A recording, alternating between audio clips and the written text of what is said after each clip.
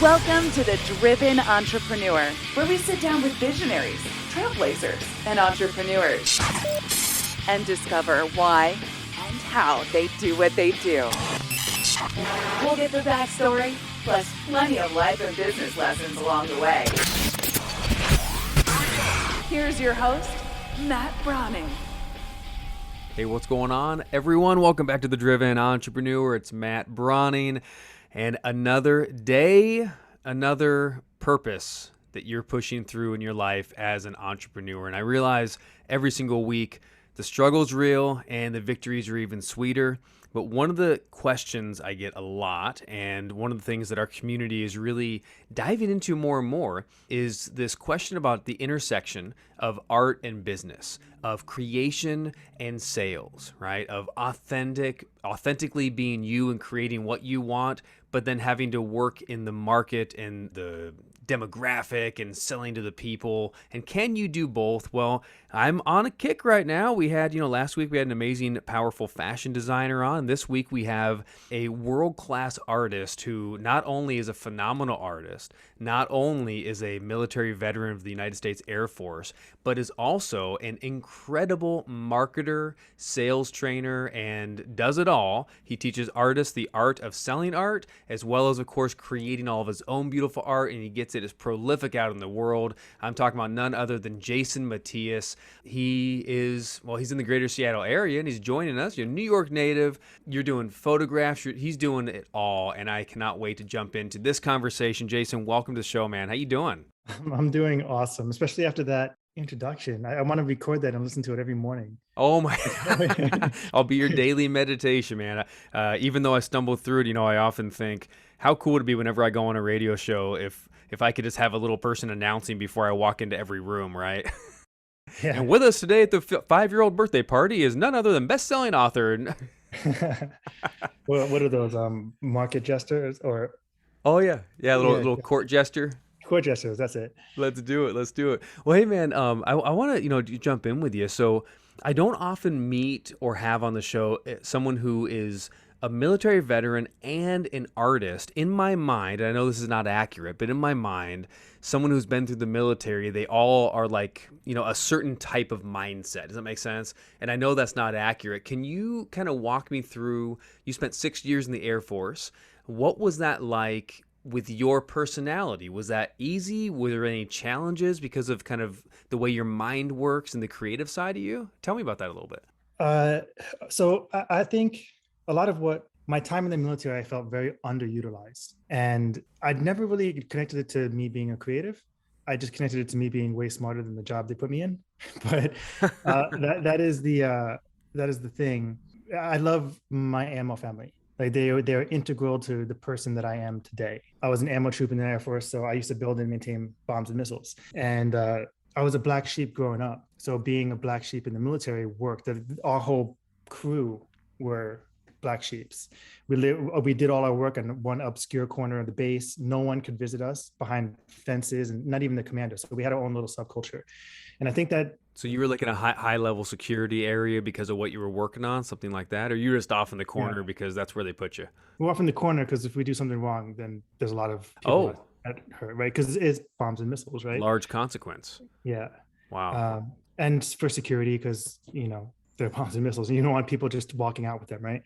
But I did feel underutilized, and that's the reason I left. I thought that my career was on railroad tracks, and railroad tracks go only where they're supposed to go. So I knew exactly where I was going to go, and I didn't really like where that was headed. So a big reason for me getting out was that. And it's sort of contradictory to who I thought I was going to be growing up, because I always knew I was going to join the military.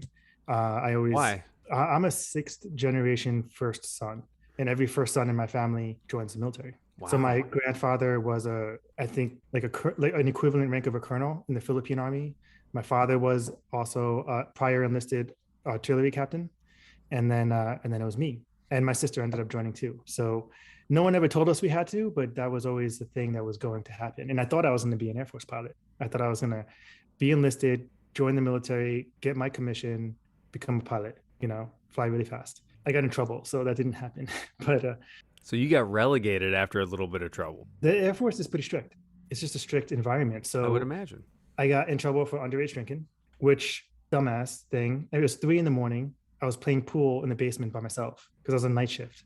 So the whole reason I even got noticed, and this is a huge tangent, is just that I was doing everything I do to be commissioned, marking all the check boxes. So I was like, on the reason I was noticed is because I was captain of the honor guard as an underage guy. So when the official saw me drinking, he's like, "Oh, I know who you are, and I know you're 19." Anyway, I almost got kicked out for that, Wow. which is a silly thing. But they pulled my application to the academy, and I was where I was. And I that was in began North changing Pole, Alaska. everything. So that's That was a interesting. big game So changer. so you Yeah. feel like you're underutilized, and I like your analogy of railroad tracks. When you were growing up, even with that whole first son, 6 generations, military family, did you always feel a bit of that? I guess when I think of a creative, and I'm not trying to pigeonhole you even as a creative, but when I think about a creative, I think about someone who's going to go in infinite directions in their mind, in their abilities, and maybe even desires, and you could pivot and change around. Definitely not the 9 to 5 cubicle type of mentality, right? A lot of us entrepreneurs are certainly that way. Were you always like that growing up? Was your family like that? Were you the only one? Tell me a little bit about the dynamic of kind of growing up in the family as an artist. Because my father was like that, and I think that's why he and my mother ended up separating. She was very much not like, and couldn't handle the risk of that type of lifestyle. Because like my father left a multi like 6-figure job so that he could do something that he just wanted to do, right? As a marine biologist and as a scientist. So the mentality was very separate. So I lived with my mom growing up, and somewhere around 7th grade, I remember I was being told pretty often that I couldn't be an artist. Like I was spending too much time drawing black and whites and charcoal, and I needed to focus on school because that's where the future lies, right? And then you keep being told that, and you start believing it. And then I remember there was just one turning point for me where I put all this stuff away. Like I was in art class, whatever that is, in high school or junior high, and the teacher came by and drew a big ass dark line, like this piece of art behind me, like just one big dark smudge across one of my portraits because the shadows weren't dark enough. She's like, everything needs to be this dark. And in my opinion, she ruined it. She ruined it. And at that point, I was just like, I don't know if I'm allowed to curse, but screw it. Family friendly, but And yeah. I was like, screw this. I'm just gonna do what I'm supposed to do. And even though I was really into the drawing and the portraits and whatnot, I always still knew that I wanted to be a pilot. I wanted to fly. And to me, flying would have been a creative thing anyway. So it was pretty easy for me to put that stuff away. So I didn't come back into art until I was like 19. I was in the Air Force stationed in North Pole, Alaska, and that's when I started expressing myself with a tool again. And in this case, it was a camera. Wow. So, And did you make the connection immediately? Because I love this when, there's so many different ways to do art. And it's not just photography, drawing, painting, sculpting. It's like, you can look at technology. I think a lot of coders see themselves as artists, and they certainly are. Entrepreneurs can fall in that category, chefs, right? Did you make the connection right away of like, you know what? I want to get back to being an artist and I'm going to try this new avenue? Or did it feel very separate at first and it wasn't until later you connected the dots? it was really separate. Me picking up a camera was two reasons, right? One was nobody would believe the stories I had, because I was a very different person than the rest of my ammo troop brothers and sisters. So when they went to the drink in the afternoon or on a weekend, I went hiking Okay. and was out there by myself in the wilderness in Alaska. So I'd come back with stories and nobody would believe me. And the other half of that was I wanted to share some stuff with my family at home and try to stay connected, because I was just, I was a kid on my own for the first time. And with that's kind of bewildering to me now, because I don't feel that attached to anyone like that anymore. But I started a blog and was sending pictures home because I was as an airman so far away. I just couldn't afford to fly back. I didn't make enough money to fly home. So that's how I got back into the thing. But my brain works in silos, so I can only do one thing at a time. And being in the military and being an artist, those two things never really meshed all that much. So you were in military mode or you were in artist mode, and you'd go military mode during the week and then kind of hiking, photography, shifting gears, so to speak? Is that what it was like? No, I didn't get into this creative art mode until maybe after, because Okay, a camera is a tool. sure. It's a tool. Like, I mean, this is kind of hard to explain in a brief way, but I feel like using the camera was just a fun thing to do. And I was good at it because maybe there was something ingrained in me around composition and around seeing light in a different way or a different manner. So when I would use my camera, I would still make these images that people really enjoyed. And that was a little bit of fuel to start pushing me in the right or in this direction. I don't know if it's the right direction, but that's how I got here. So becoming an artist, okay, so here, this might answer. I became an artist because I couldn't get a job. Like, I got out of the military, I got my bachelor's degree in business, I got my master's in organizational leadership, and I still couldn't get a freaking job. I used to manage millions of dollars of equipment and weapons and stockpiles and worldwide shipping and logistics. And I get a master's in organizational leadership and nobody would freaking hire me. Wow. So I What was do in you think? Hawaii. Sorry, real quick, just on that, because that's a real struggle. What do you think attributes that? Like was there a what's the word I'm looking for?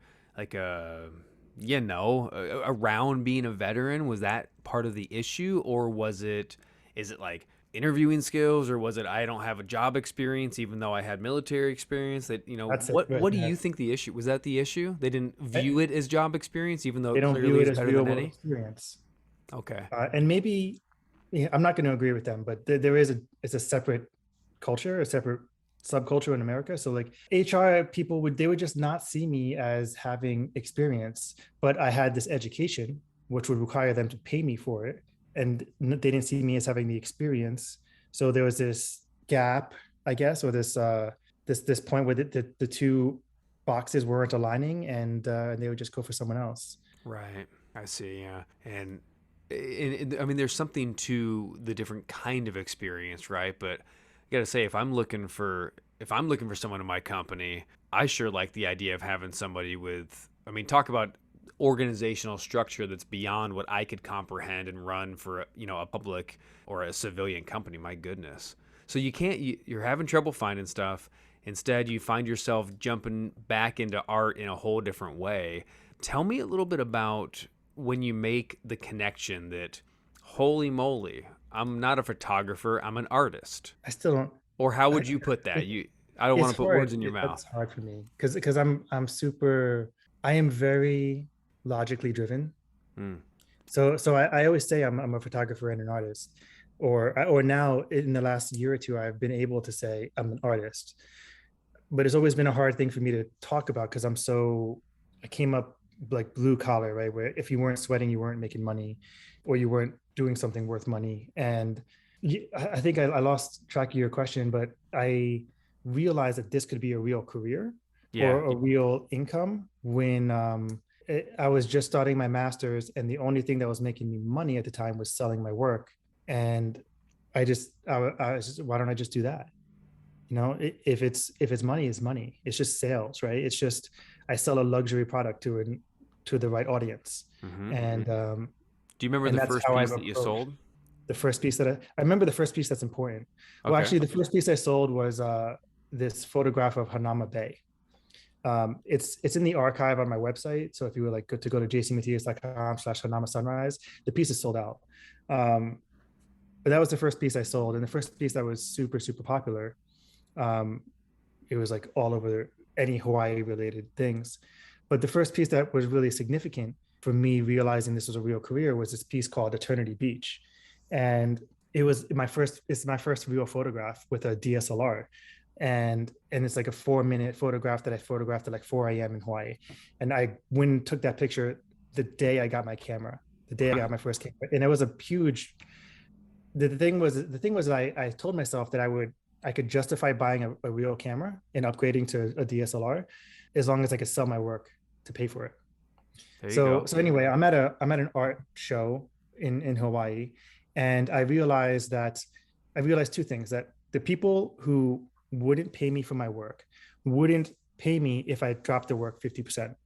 But the people who would pay me for my work would still buy it if I doubled the price. Come on. So I doubled the price. right? So I was selling this piece for like 800, which was a math, right? I was just, okay, this is 2 times what it cost me to make it, so I'm going to sell it for that price. But I was at this convention, I'm like, you know what? I can't live off making 30% on the sales, because as an artist, you just don't sell that much. Yeah. So I said, okay, I'm going to sell this for 1,600. Some guy walked by and he was like, I love that picture, right? Tell me about it. And like halfway through telling him about it, he was like, I'll buy it. And then I realized that's a fundable career. It's tangible. And I started using more of that business degree that I had and applying it to being an artist. Yeah, I love Really, I'm the just a small principle business. the principle that you pulled out. I really love that, and I think again that applies everywhere. Is the people who won't buy your work would not buy it if you cut the price. So the problem isn't the price. The problem is the people and the perspective. You know, Mhm. I have a theory that I teach called the jewelry case effect. And you can have this beautiful piece of jewelry, no matter what the worth or value is, as far as what it cost to make and who designed it. But the case tells you what it's worth. And is that jewelry going to be in a Walmart case or in a Tiffany's case? Mhm. And or a Macy's case, and depending on where you I put like it. And that. some people think if I put it in a Walmart case, I'm just going to sell it finally. And those same people aren't going to buy it because now it's too cheap, and they weren't going to buy jewelry anyway. And it's a whole thing.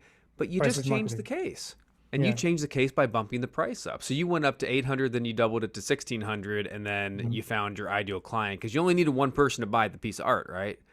To make that particular art show worth it. Yeah, Yeah. for sure. Well, like for that one piece, like you don't need to sell because certain pieces. Now I don't know how the photography works, but certain pieces you're only selling one time. Is that accurate? Or do you Photographers generally sell editions. So additions? all of my Okay. stuff is limited, like 5, 10, Gotcha. 15 Okay. pieces. Yeah. All right. So you might limit it to 5 or 10, let's say. But either way, you're not looking to sell 100 or 1,000 of these widgets. You're actually selling a limited edition, high quality. Mm. Not much else or nothing else like it kind of idea. Very Mm. cool. Tell me how as you started getting that, you got that first one sold, the one that was important to you, and you started selling more. Did the gears start changing in your mind? Did you like really get yourself, like you said, like using that business degree, and did you get in that mode? Like, did you get sucked down the entrepreneur marketing rabbit hole, I guess is my question. Or did you like, I'm an artist that's an artist that's an artist that's an artist, but you gave a little bit of your attention to selling. Oh What was no, your I give mind I made give up of? 95% of my attention to marketing and selling. Wow.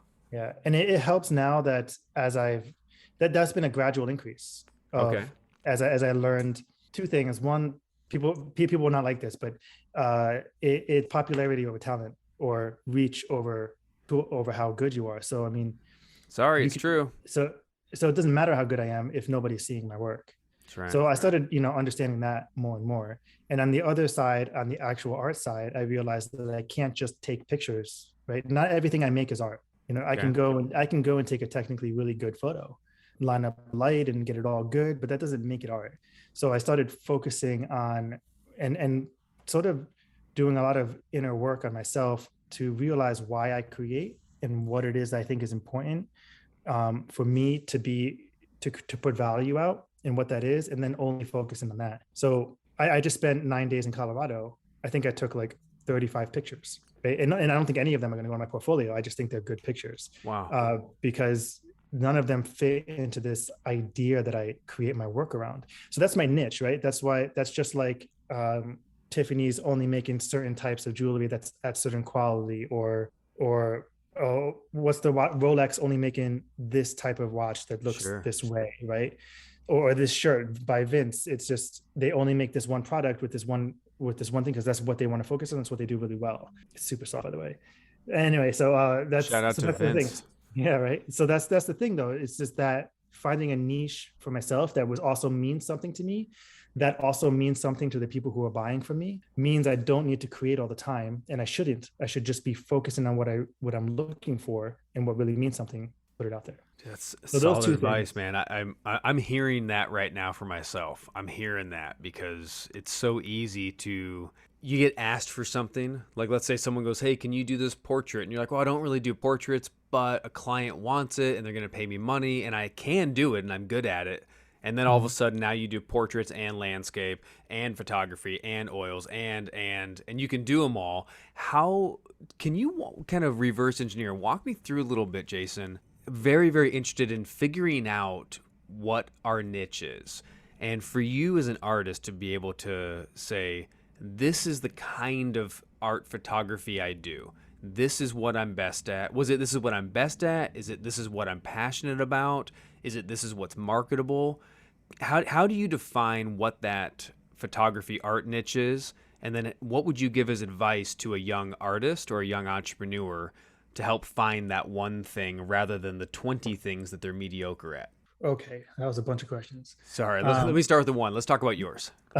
So What's the niche? How'd you figure it out? Thankfully, this thing that I do, which the way I shoot my landscapes is I call it comfortable isolation.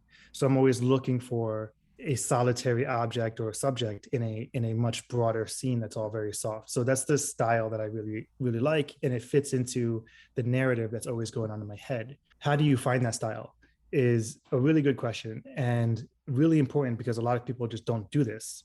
And this is this thing I call finding your voice. And it's one of the things I teach in the Art of Selling Art. And this should be a long process. So if you're an artist and you listen to this and you're about to do it, take out a notepad. This thing should take you several months. But what I recommend is this sort of way of hacking your inspiration, where you start by collecting everything you love, right? I love this image. I love this image. This image costs me. Put it all into one big folder. And then creating a spreadsheet out of that folder of all the things you love about each image and all the things you don't like about each image. And you should have a column of semi-similar things of all the things that you like about all these inspiration pieces. And at the bottom, you're just going to create only the stuff in this line. And everything in the other column, that stuff you don't like about the image. And it could be the color, it could be the composition, it could be the textures that you feel, it could be the moods, the subjects, whatever, in either of those. But everything that's in the column of stuff you don't like, you never do, right? Like if I am never going to take pictures of just mountains, of landscapes, of big, they just don't fit in my wallet anymore. They don't, not my wallet, my aesthetic anymore, right? Right. So if you just saw this beautiful landscape of just a mountain range with no focal point, you may or may not get a picture of it just because you like it, but that's not it's not going to go art, right? Just a photograph. Yeah. That makes sense. So if you do this process and you keep only creating in this vein over weeks and whatever, you'll start to come out with the style. But you should also at the same time figure out why you like these things, because art equals creativity plus context. So without context, it's just a photograph or it's just a decoration. And it's the context that people buy, right? There's studies that have come out that you can go search for on millennial art buyers, because this is $16 billion market in real life. In the NFT market, which is still real life, but it's the metaverse, is growing into billions and billions of dollars too. And what's the NFT market? Can you explain that briefly? The non-fungible token market. It's happening on the blockchain. It's creating assets that represent value either in a digital or physical world, and they're tokens, so they're one of ones. Super big different subject, but it's a huge exploding market right now. But the research shows that millennial buyers are buying artwork because they like the person who created it. So figuring out why you do these things, like if you go to my website and read anything, whether it's my super niche portrait collection called Aria or my landscapes, the story is consistent all the way through because the story comes from me.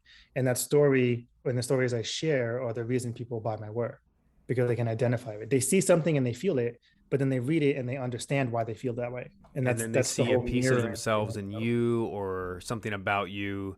They like you. I mean, that's what it comes down to at the end of the day is they like you, they like your story. It sparks something inside them. They get a feeling, like you said, about it. Do you think, is the art the lead in to meet you, or are you sometimes the lead in to meet your art? If that's even a valid question. It just depends on the funnel, right? Depends on the funnel. If you show like a true marketer, look at you.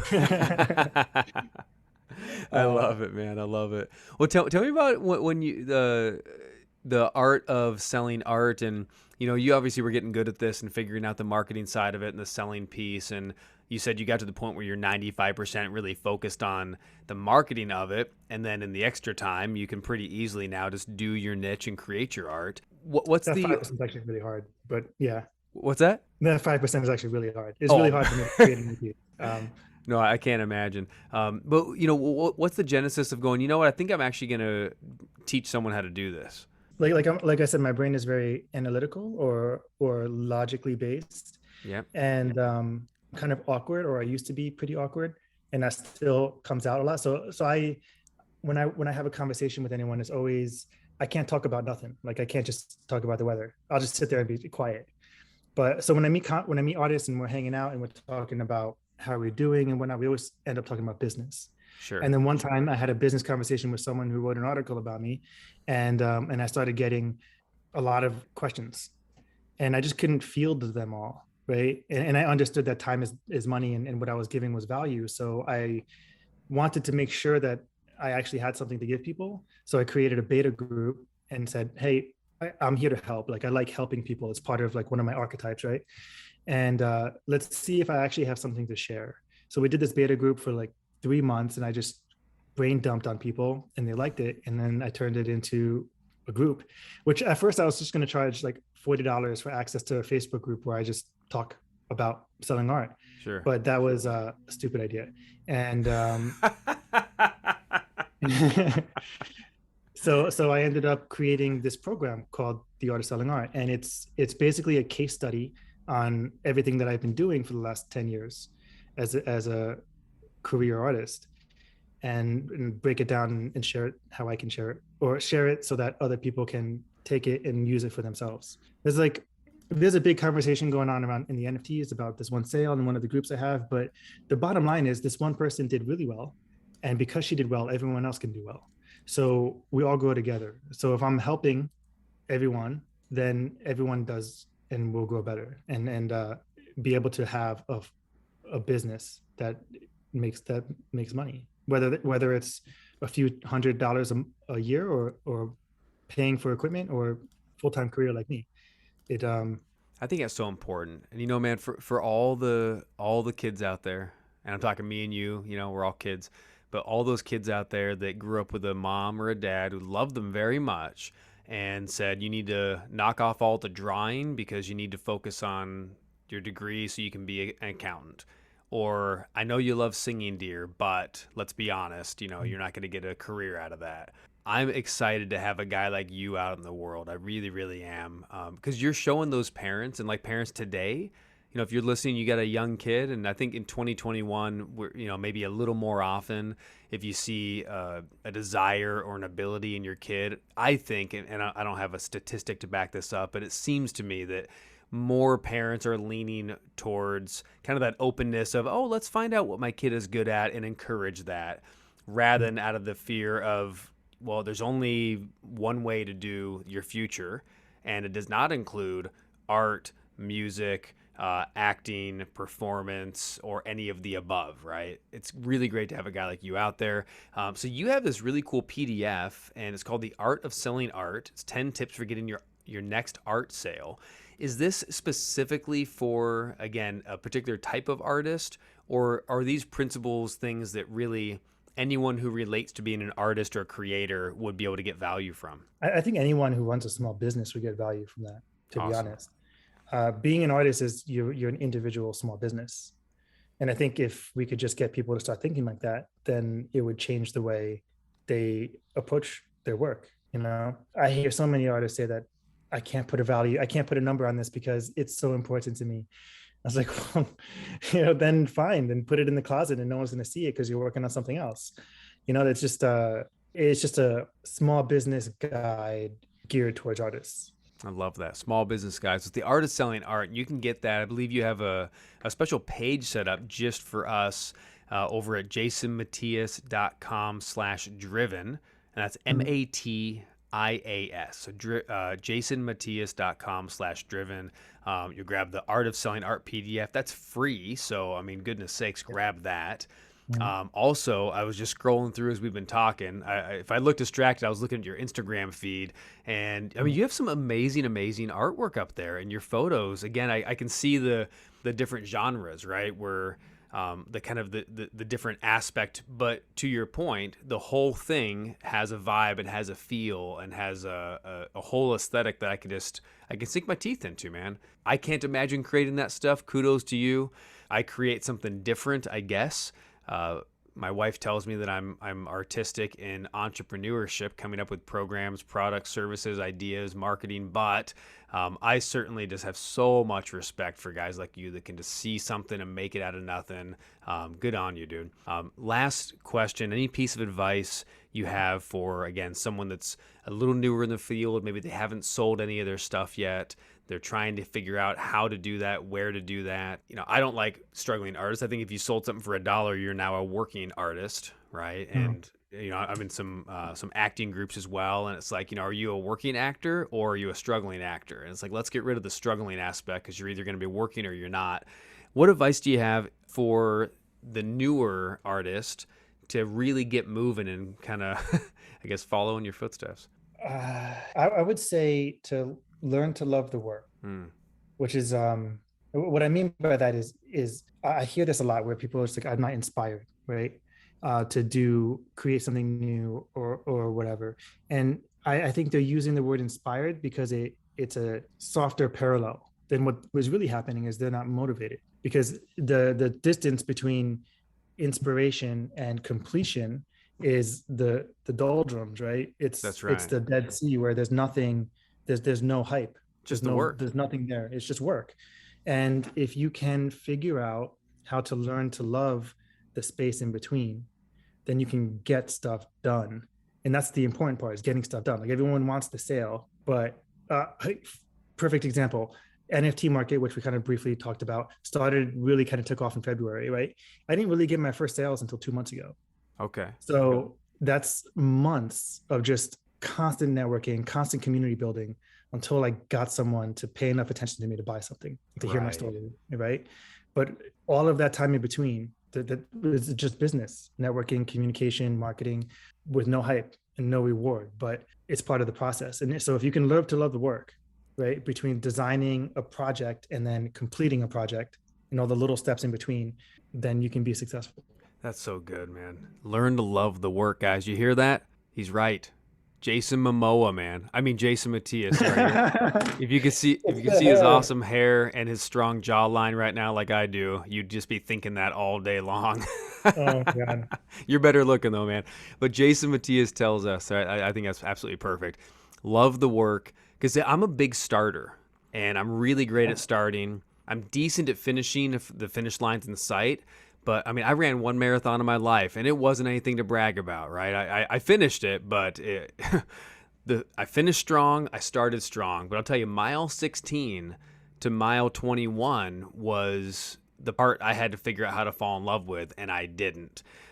If you can figure out in your business, in your daily tasking, in your marketing, in your creation, how to fall in love with mile 16, that is the secret, isn't it? That is it, man. So I'm looking forward to taking all of your classes and figuring out how to fall in love with the work, because that would be great. Any last thing, man? You've been so gracious with us today. I want to send you on your way with being blessed. Anything else you want to plug? How do we get in contact with you? What's the best way to find out about? I mean, I know you got art for sale. You got groups and courses going on. Plug away, my friend. You earned it. I think that, like, all my socials are real Jason Matias. So Twitter and Instagram, those are the important ones today, right? And then, like you said, we'll make the page jasonmatias.com/driven, and that will have all the stuff we talked about. So links to the Art of Selling Art, PDF that you can download, the pieces of art we talked about, and we'll call it the gateway to the rest of my work. Depending on when this comes out, Art Basel is December, biggest art show in the country, and I'll be there. So that's a great place to meet. Where's that at? And in Miami. Oh, come on. Are you there? No, but sounds great. Oh. Miami in It's December. Let's go. Yeah. We're recording in Grand Rapids, Michigan, man. I'm ready to go anywhere but here in December. I'll send you some tickets to the show. And awesome. And that's no problem at all. Yeah. So jasonmatias.com/driven. If you want to get in touch with everything we talked about today, everything will be there. Outstanding. Jason, thanks for taking the time, man. It was really phenomenal meeting you, and you just keep on cranking, keep inspiring people with art and business. Thanks, man. I enjoyed this. All right, hey guys, that's the show this week. Wow, my thanks again to Jason Matais. What a good human being, man. What a good dude. Again, you can find all his social at just real Jason Matias on Instagram and Twitter, and go to jasonmatias.com/driven. Of course, you can grab the Art of Selling Art PDF, and you can go check out all of his stuff out there. I think you'll be pleasantly surprised and certainly inspired. So go do that. You can, of course, find out about this show, all the past archives, and any other show you want to listen to, like our Speaking of Getting Booked podcast. It's all up at mattbrowningpodcast.com. If you're listening in the car, remember you can go to anywhere where you get podcasts, search for The Driven Entrepreneur, and you can get almost 300 plus episodes on demand, no paywall, totally free. Be blessed. We have some great back episodes that you can dive into if you just found this show on your dial somewhere. Love you, appreciate you. Get out there this weekend and, well, stay driven. Bye-bye.